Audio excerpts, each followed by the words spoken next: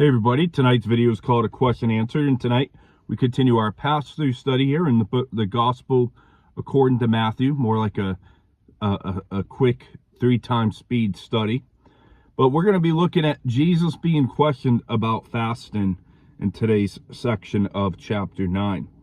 So Matthew chapter 9, we're going to open up verse 14. It says, "Then the disciples of John came to him, saying, 'Why do we and the Pharisees fast often, but your disciples do not fast?'" So Dr. Luke also spoke on this, stating that the Pharisees asked this question in his gospel in Luke chapter 5, verse 33 through 39. And evidently, some Pharisees were still present when John's disciples came. And both groups together likely asked the question together. And Jesus' disciples didn't fast as either of these two groups did. And Jesus will explain ahead why his disciples didn't fast. Verse 15 says, "And Jesus said to them, Can the friends of the bridegroom mourn as long as the bridegroom is with them? But the days will come when the bridegroom will be taken away from them, and they will fast." So using an analogy of the wedding party, or of a wedding party, Jesus answered that as long as I am present with you, as long as Christ is present with them, there was to be too much joy for fasting, which was connected to seasons of sorrow and intense.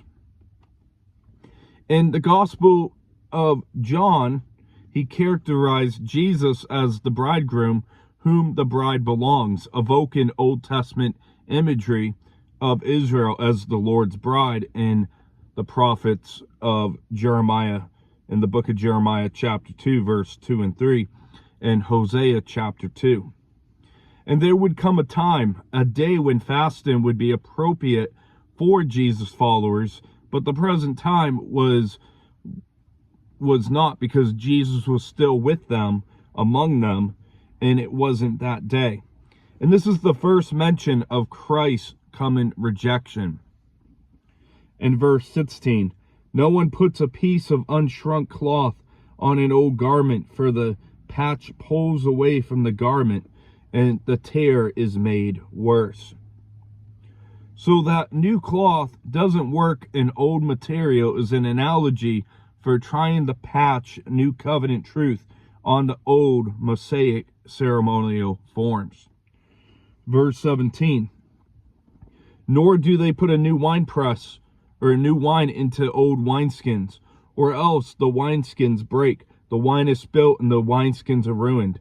But they put new wine into wineskins, and both are preserved." So the animal skins were used for fermentation of wine because of their flexibility. And as the wine fermented, pressure built up, stretching the wineskin. And a previously stretched skin lacked flexibility and would rupture, ruining both the wine and wineskin. And Jesus used this illustration to teach that the forms of the old rituals, such as ceremonial fastings that was practiced by the Pharisees and John's disciples, weren't fit for the new wine of the new covenant era. And in both analogies, the Lord was saying that what the Pharisees did in fasting or any other ritual had no pan with the gospel. And Jesus explains that he didn't come to repair or reform the old institutions of Judaism, but to institute a new covenant altogether. And the new covenant doesn't just improve the old, it replaces it and goes beyond it. And his new institution would be the church, bringing Jew and Gentiles together into a completely new body.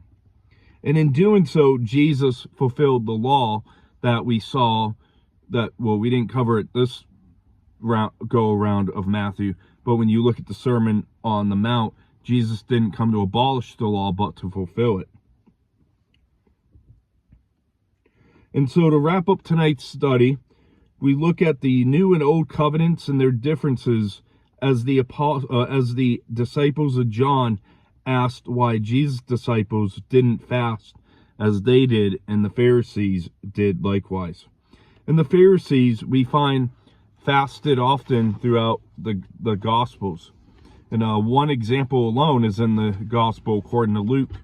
We're going to look at chapter 18.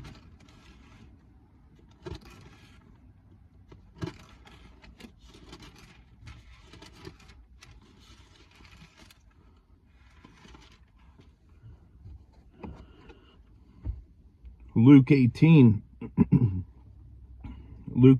verse 11 and 12 says, the Pharisee stood and prayed thus with himself, God, I thank you that I'm not like the other men, extortioners, unjust adulterers, or even as this tax collector. I fast twice a week. I give tithes of all that I possess.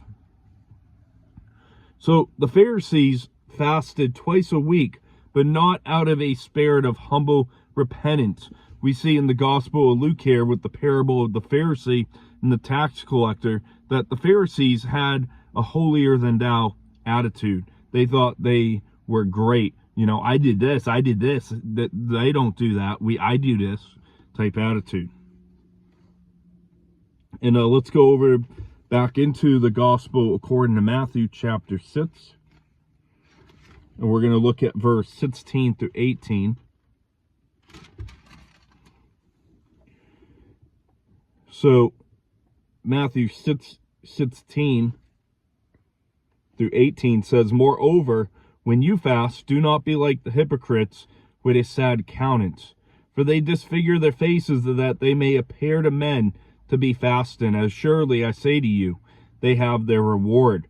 But when you fast, anoint your head and wash your face, so that you do not appear to men to be fasting, but to your Father who is in the secret place, and your Father who sees in secret will reward you openly. So the Pharisees fasted often, wanting to impress themselves and others with their spirituality. And this section ends with the principle that things are different now that the Messiah is here. Let's go to the Gospel according to John chapter 3.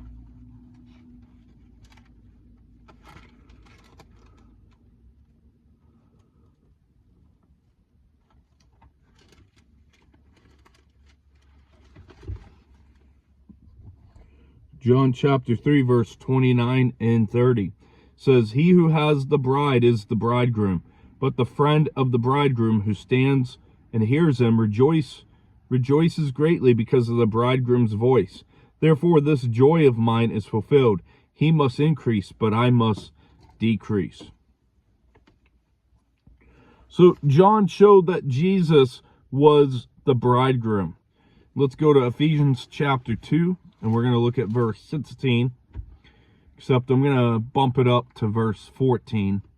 So Ephesians 2:14 starts out, for he himself is our peace, who has made both one, and has broken down the middle wall of separation, having abolished in his flesh the enmity, that is the law of commandments contained in ordinances, so as to create in himself one new man of these two, thus making peace, and that he might reconcile them both to God in one body through the cross, thereby putting to death the enmity. So Jesus formed the new institution of the church, bringing Jew and Gentile together into a completely new body under the new covenant. And that's going to wrap up today's video. We'll see you next as we'll be looking at the persecution coming for Christ's 12 apostles that he's sending out. So I hope you have a great rest of your evening. God bless. Chapter 10 will actually be next week. We will have a topical Saturday, Lord willing, tomorrow at 3 p.m. So look forward to being back on here tomorrow. Hope you have a great weekend ahead. God bless.